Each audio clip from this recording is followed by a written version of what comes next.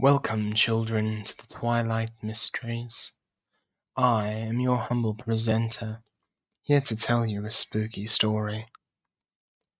Let me take your hand and lead you on a journey through the mysterious and spooky. This is the account of Erin Williams on her journey to the Library of Izanthu'ul. To preface, I was always a curious person. I often scoffed at the old saying about curiosity and the cat. In this instance, I believe curiosity finally did kill this cat. I awoke on the purple carpeted floor of a great library. Bookshelves reached above my head, as tall as skyscrapers and taller still. The great hall in which I found myself was larger than anywhere I'd ever been, yet felt infinitesimally small, a strange liminal space between worlds.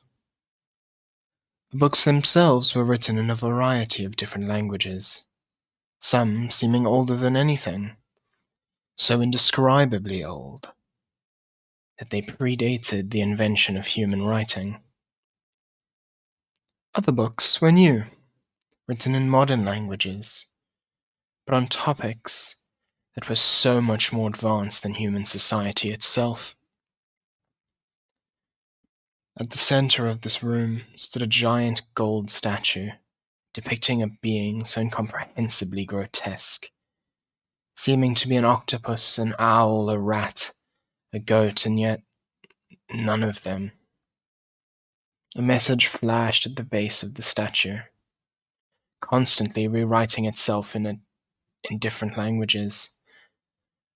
I read the name of this creature, Izanthu'ul. It knows all. I suddenly felt so incredibly small. Information flooded my tiny mind, knowing the meaninglessness of existence, how easily we could wipe our insignificant selves off the face of this vast, uncaring universe. Beings like Izanthu'ul would not care. Why would they care about such insignificant mortals? All I could hear was white noise, a high-pitched static, as my mind reeled from the overload. I could feel my chest tighten and my breathing quicken. Before I knew what was happening, my vision was beginning to go dark. I bolted upright in my bed, safe again in my room. A blackened handprint was burned into my chest, over my heart. My bed was soaked in sweat, and the shattered remains of my bedside lamp lay on the floor of my bedroom. I could not sleep that night. I stayed up sketching what I had seen in my notebook. The dizzying heights of the bookshelves and the statue. Although try as I might, I couldn't capture the exact, confounding likeness.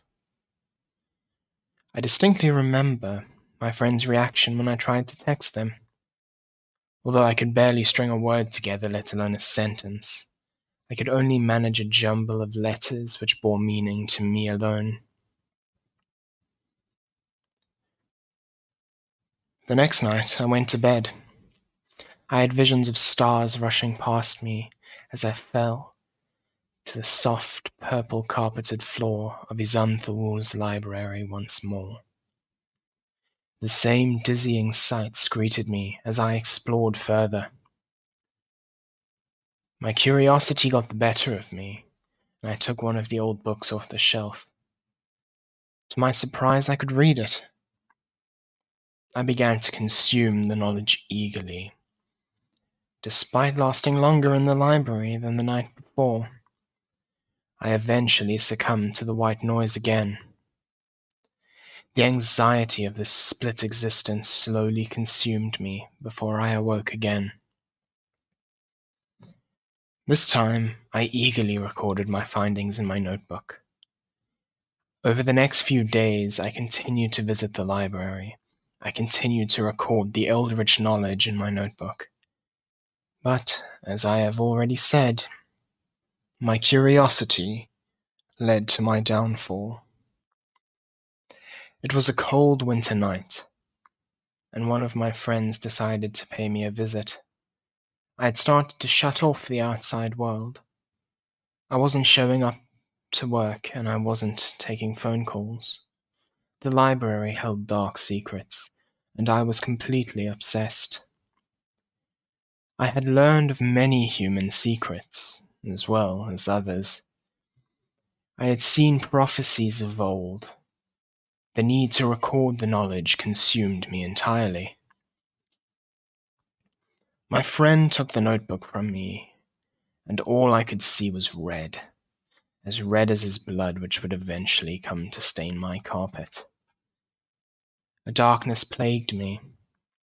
I was eventually caught and detained. Presenter, I would like to thank you for the opportunity for me to voice my story on my journey to the stars. Oh, and by the way, my friends here at the Theseus Institute send their regards.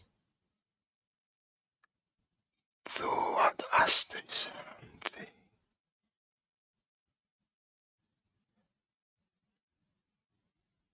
Mayday. Anyway, children, that will do it for this episode. Please join me again for another dive into the mysterious and terrifying.